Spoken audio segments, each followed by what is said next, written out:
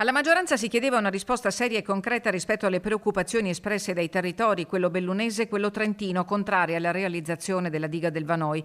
Il voto finale di martedì pomeriggio a Palazzo Ferro-Fini ha lasciato esterrefatti i consiglieri di opposizione. Non si è trattato di un mero voto contro istanze politiche espresse da partiti avversi, quanto della negazione di parte della maggioranza delle fondate critiche espresse dal territorio, si legge nel comunicato. Il dibattito, afferma il segretario del PD di Belluno, Alessandro Del Bianco, merita di essere proiettato ovunque. La maggioranza si è schierata a favore del progetto che la Regione ha inserito al primo posto nell'elenco delle opere prioritarie da finanziare con i fondi PNRR.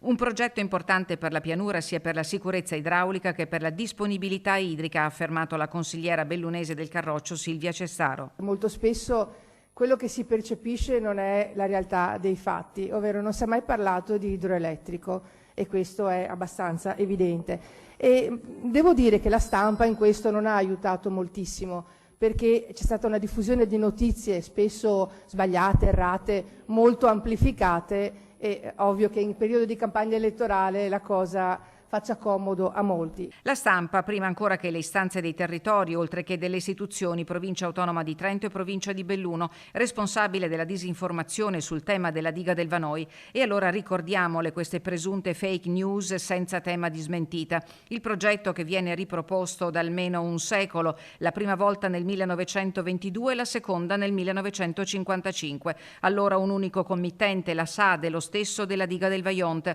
e di seguito fino ad oggi con il sostegno della Regione Veneto, che ha posto il progetto collegato al contrasto della siccità del Consorzio Brenta. Una diga alta 116 metri per contenere un lago artificiale da 33 milioni di metri cubi d'acqua, che sulla carta presenta rischi di gran lunga superiori ai benefici e che in un secolo tecnicamente ha solo incassato esiti di indagini che ne hanno bloccato la realizzazione per irrisolvibili problemi geologici. Le frane, anche recenti nelle zone limitrofe all'invaso, parlano da sole. Cestaro, favorevole, ha però chiesto che d'ora in avanti tutti i passaggi avvengano nella massima trasparenza e condivisione, condizioni mancate in questi anni nei confronti di un progetto calato dall'alto secondo una logica contraria all'autogoverno dei territori.